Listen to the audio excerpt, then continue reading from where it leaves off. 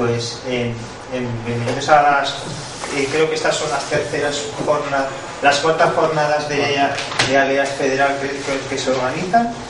Y queremos daros las gracias a todos por venir y participar y darnos vuestro punto de vista sobre los temas que vamos a tratar este fin de semana. Y quiero presentar a Marga Ferrer, que es la coordinadora de Alias de Izquierda Unida Federal. Pues muy breve. Primero, bueno, soy Marga Ferrer, hola. Soy la coordinadora de elaboración y propuesta programática, son esas cosas que nos colocamos, esos nombres así raros de Izquierda Unida Federal, y parte de mi responsabilidad es coordinar el tema de las áreas. Pero eso es lo de menos, ¿no? Lo demás quizá es, bueno, primero pedir disculpas porque me voy a tener que ir volando, pero porque mañana hay una reunión en Madrid, tengo que estar allí. El esfuerzo de venir y estar aquí por dos cosas fundamentalmente. Primero, por el tema a tratar, por la importancia que tiene. Y lo segundo, porque yo creo que si algo en Izquierda Unida somos diferentes de otra gente, es que tenemos que dinamizar y profundizar todavía más en lo que es la elaboración colectiva, en encontrarnos en puntos de encuentro, abrirlos como este de aquí, para mirarnos, para escucharnos y sobre todo para aprender. Yo cuando sabía que tenía que venir aquí, y siendo un tema del que no soy una experta en absoluto, me reflexionaba a mí misma sobre qué podría trasladaros. Yo creo que lo que quiero trasladaros en mi intervención para empezar es una reflexión personal de una persona de Izquierda Unida como yo, sobre tres elementos que son yo creo que lo que me preocupan y que creo que personas como vosotros, y una persona como yo, podría aprender de más que nadie. Y que tienen que ver fundamentalmente con cómo colectivamente elaboramos y repensamos problemas que a todos nos afectan. Quiero plantearos una reflexión personal sobre la discriminación, sobre qué es lo que es la discriminación, o cuál puede ser su origen. Otro sobre el concepto de ciudadanía y lo que son nuestros propios derechos. Y una última también llamada, como todos, la gente de izquierda, ¿no?, a la acción, ¿no?, y al actuar, y cómo hacerlo además de manera colectiva, ¿no? Es decir, mi pregunta inicial, o por lo menos con este tema y con muchísimos, ¿no?, me lleva a preguntarme qué es lo que piensa el otro, ¿no? Es decir, ¿por qué discriminan? ¿Por qué odian al diferente, ¿no? ¿Qué les hace, o cuáles son las bases de la discriminación? No solo individual, como una patología que puede ser estudiar el psicoanálisis, ¿no?, sino socialmente, ¿no? O sea, ¿qué hay detrás de la construcción de la discriminación? Y aunque la discriminación se expresa de maneras muy distintas, en el caso de la homofobia es muy particular, yo creo que puede tener bases comunes, ¿no? Es decir, la xenofobia, el racismo, la homofobia, el machismo, el clasismo, tienen elementos comunes, y uno de ellos es, y todos lo sabemos, lo que los sesudos llaman la alterfobia, ¿no?, el miedo al distinto, el miedo al otro. Y la palabra miedo es algo que quiero compartir con vosotros, a ver si compartimos esta reflexión, porque es fundamental ahora entender por qué discriminan o por qué odian de esa manera, ¿no? ¿Por qué no aceptan la igualdad del otro? No sería decir. Entonces yo quiero plantear fundamentalmente, lo primero que se me ocurre son dos reflexiones genéricas sobre sistemas de discriminación, sistemas de represión, que por lo menos yo conozco, ¿no? Uno de ellos creo que se construye fundamentalmente sobre la explotación, y el otro creo que se construye sobre el pilar del miedo, ¿no? Y me explico, ¿no? Como una experiencia personal, porque yo creo que nosotros tenemos que valorar la subjetividad a la hora de analizar la realidad también.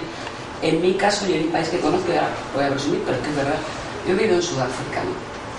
Y cuando los compañeros y compañeras de Sudáfrica te explicaban lo que era el apartheid, que era probablemente junto con el nazismo la forma más perfecta de represión y dominación basada sobre una discriminación justificada en un odio, lo que entendías, al igual que analizar el Tercer Reich, la expresión más dramática quizá de la elevación a la exageración última, ¿no? Aunque yo creo que hay una conexión directa entre una mirada de reproche y lo que pasó allí, ¿no? Hay una conexión directa. En el caso del apartheid de Sudáfrica, era evidente que era un sistema de represión y dominación basado en la discriminación fundamentalmente por la explotación laboral. Era obvio. Es decir, se basaba fundamentalmente, el sistema funcionaba así. Para que un grupo minoritario acumulara dinero necesitaba trabajo forzado, semi-esclavo, que lo justificaba en un sistema religioso-cultural racista, que lo justificaba sobre la premisa de que el negro es inferior. A partir de la idea de mentir, es decir, yo no necesito trabajo esclavo y construyo todo un sistema supercultural que justifica que el negro es inferior, construye leyes, religión, sistemas, todo, o sea, hasta lo más mínimo en el elemento cultural, sistemas educativos diferenciados. Una construcción perfecta y enorme sobre una base de una discriminación social. Y yo estoy convencida que ellos se creían en algún momento. y que como lo que sí sabemos que fundamentalmente era para mano de obra forzada y esclava, necesitaba unas cantidades ingentes de medidas represivas para poder mantener a esa población en esas terribles condiciones, la justificación de la represión, que era, el objetivo era forzarles a trabajar de una manera barata, la justificación era el miedo. Pues toda la cultura que se creó en Sudáfrica, del odio al negro, basada en el miedo al negro, las historias que circulaban eran brutales y formaban parte del conocimiento colectivo, por lo menos de la minoría blanca. Tú vas ahora a Sudáfrica, un país que luego hablaremos, por ejemplo, es el único país de África que tiene hoy el matrimonio homosexual y no es sexual. Llegaron a construir una teoría tal que incluso compañeros nuestros llegaron a decirme, Mara, yo llegaba a creerme que era un ser inferior, llegué a creerme.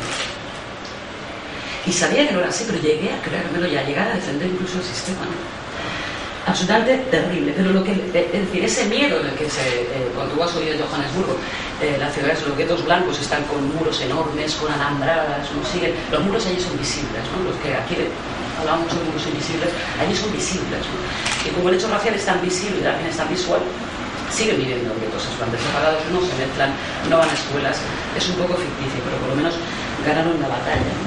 Pero era tan fuerte el sistema de discriminación que yo creo, decir, suena exagerado, pero estas cosas pasan.